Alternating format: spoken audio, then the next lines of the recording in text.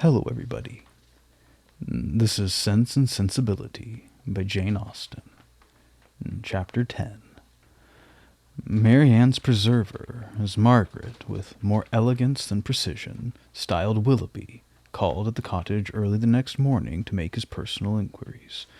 He was received by Mrs. Dashwood with more than politeness, with a kindness which Sir John's account of him and her own gratitude prompted, and everything that passed during the visit tended to assure him of the sense, elegance, mutual affection, and domestic comfort of the family to whom accident had now introduced him. Of their personal charms he had not required a second interview to be convinced. Miss Dashwood had a delicate complexion, regular features, and a remarkably pretty figure. Mary Ann was still handsomer.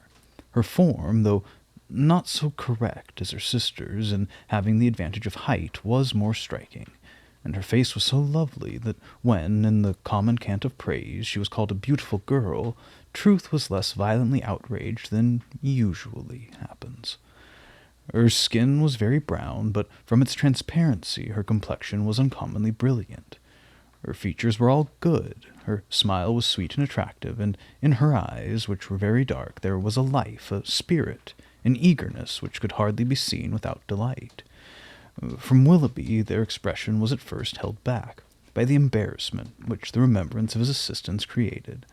But when this passed away, when her spirits became collected, when she saw that to the perfect good breeding of the gentleman he united frankness and vivacity, and, above all, when she heard him declare that of music and dancing he was passionately fond, she gave him such a look of approbation as secured the largest share of his discourse to herself for the rest of the stay.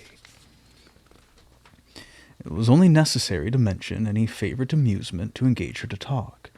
She could not be silent when such points were introduced, and she had neither shyness nor reserve in their discussion. They speedily discovered that their enjoyment of dancing and music was mutual, and that it arose from a general conformity of judgment in all that related to either. Encouraged by this to a further examination of his opinion, she proceeded to question him on the subject of books. Her favorite authors were brought forward and dwelt upon with so rapturous a delight that any young man of 25 must have been insensible indeed not to become an immediate convert to the excellence of such works, however disregarded before. Their taste was strikingly alike. The same books, the same passages were idolized by each, or if any difference appeared, any objection arose, it lasted no longer than till the force of her arguments and the brightness of her eyes could be displayed. He acquiesced to all her decisions, caught all her enthusiasm, and long before his visit concluded they conversed with the familiarity of a long-established acquaintance. "Well, Mary Ann," said Eleanor as soon as he had left them, "for one morning I think you've done pretty well. You've already ascertained Mr. Willoughby's opinion in almost every matter of importance. You know that he thinks of Cowper and Scott. You are certain of his estimating their beauties as he ought, and you have received every assurance of his admiring Pope no more than is proper. But how is your acquaintance to be long supported, under such extraordinary dispatch of every subject and discourse?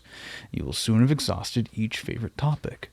Another meeting will suffice to explain his sentiments on picturesque beauty and second marriages, and then you can have nothing further to ask." "Eleanor," cried Mary Ann, "is this fair? Is this just? Are my ideas so scanty? But I see what you mean. I have been too much at my ease, too happy, too frank. I've erred against every commonplace notion of decorum. I have been open and sincere when I ought to have been reserved, spiritless, dull, and deceitful. Had I only talked of the weather and the roads, and had I only spoken once in 10 minutes, this reproach would have been spared." "My love," said her mother, "you must not be offended with Eleanor. She was only in jest. I should scold her myself if she were capable of wishing to check the delight of your conversation with your new friend." Mary Ann was softened in a moment. Willoughby, on his side, gave every proof of his pleasure in their acquaintance, with an evident wish of improving it could offer. He came to them every day. To inquire after Mary Ann was his first excuse, but the encouragement of his reception, to which every day gave greater kindness, made such an excuse unnecessary before it had ceased to be possible by Mary Ann's perfect recovery.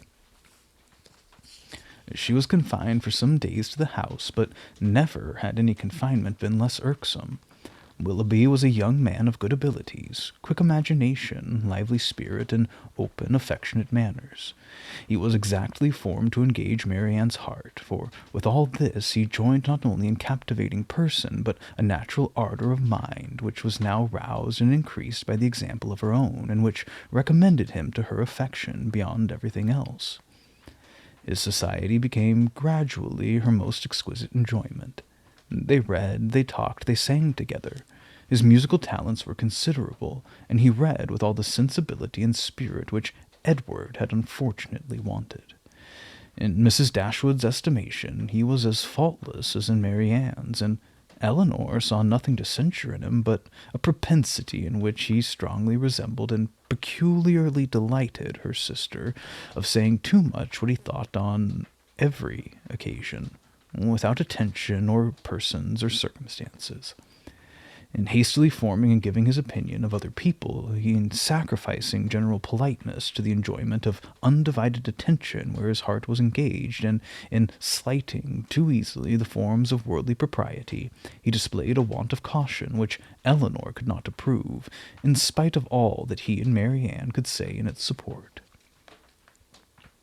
Marianne began now to perceive that the desperation which had seized her at 16 and a half of ever seeing a man who could justify her ideas of perfection had been rash and unjustifiable. Willoughby was all that her fancy had delineated in that unhappy hour, and in every brighter period as capable of attaching her, and his behaviour declared his wishes to be in that respect as earnest as his abilities were strong. Her mother, too, in whose mind not one speculative thought of their marriage had been raised by his prospect of riches, was led before the end of a week to hope and expect it, and secretly to congratulate herself on having gained two such sons-in-law as Edward and Willoughby. Colonel Brandon's partiality for Marianne, which had so early been discovered by his friends, now first became perceptible to Elinor, when it ceased to be noticed by them. Their attention and wit were drawn off to his more fortunate rival, and the raillery which the other had incurred before any partiality arose was removed when his feelings began really to call for the ridicule so justly annexed to sensibility. Elinor was obliged, though unwillingly, to believe that the sentiments which Mrs. Jennings had assigned him for her own satisfaction were now actually excited by her sister, and that however a general resemblance of disposition between the parties might forward the affection of Mr. Willoughby, an equally striking opposition of character was no hindrance to the regard of Colonel Brandon. She saw it with concern. For what could a silent man of 35 hope when opposed by a very lively one of 25? And as she could not even wish him successful, she heartily wished him indifferent. She liked him, in spite of his gravity and reserve. She beheld in him an object of interest. His manners, though serious, were mild, and his reserve appeared rather the result of some oppression of spirits than of any natural gloominess of temper. Sir John had dropped hints of past injuries and disappointments, which justified her belief of his being an unfortunate man, and she regarded him with respect and compassion. Perhaps she pitied and esteemed him the more because he was slighted by Willoughby and Marianne, who, prejudiced against him for being neither lively nor young, seemed resolved to undervalue his merits. "Brandon is just the kind of man," said Willoughby one day when they were talking of him together, "whom everybody speaks well of and nobody cares about, whom all are delighted to see and nobody remembers to talk to." "That is exactly what I think of him," cried Marianne. "Do not boast of it, however," said Elinor, "for it is injustice in both of you. He is highly esteemed by all the family of the park, and I never see him myself without taking pains to converse with him." "That he is patronized by you," replied Willoughby, "is certainly in his favour. But as for the esteem of others, it is a reproach in itself. Who would submit to the indignity of being approved by such women as Lady Middleton and Mrs. Jennings, that could command the indifference of anybody else? But perhaps the abuse of such people as yourself and Marianne will make amends for the regard of Lady Middleton and her mother. If their praise is censure, your censure may be praise, for they are not more undiscerning than you are prejudiced and unjust." In defense of your protege, you can even be saucy. My protege, as you call him, is a sensible man, and sense will always have attractions for me. Yes, Marianne, even in a man between 30 and 40. He has seen a great deal of the world, he's been abroad, has read, and has a thinking mind. I have found him capable of giving me much information on various subjects, and he has always answered my inquiries with the readiness of good breeding and good nature. That is to say, cried Marianne contemptuously, he has told you that in the East Indies the climate is hot, and the mosquitoes are troublesome. He would have told me so, I doubt not, had I made any such inquiries, but they happened to be points on which I had been previously informed. Perhaps, said Willoughby, his observations may be extended to the existence of nabobs, gold moors, and palanquins. I may venture to say that his observations have stretched much further than your candor. Why should you dislike him? I don't dislike him.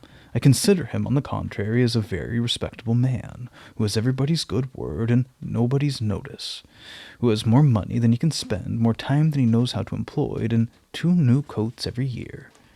Add to which, cried Marianne, that he has neither genius, taste, nor spirit, that his understanding has no brilliancy, his feelings no ardor, and his voice no expression. You decide on the imperfections so much in the mass, replied Elinor, and so much on the strength of your own imagination, that the commendation I am able to give of him is comparatively cold and insipid. I can only pronounce him to be a sensible man, well-bred, well-informed, of gentle address, and, I believe, possessing an amiable heart. Miss Dashwood, cried Willoughby, you are now using me unkindly. You are endeavouring to disarm me by reason, and to convince me against my will. It will not do. You shall find me as stubborn as you can be artful. I have 3 unanswerable reasons for disliking Colonel Brandon. He has threatened me with rain when I wanted it to be fine. He has found fault with the hanging of my curricle, and I cannot persuade him to buy my brown mare. If it will be any satisfaction to you, however, to be told that I believe his character to be in other respects irreproachable, I am ready to confess it. And in return for an acknowledgment which must give me some pain, you cannot deny me the privilege of disliking him as much as ever.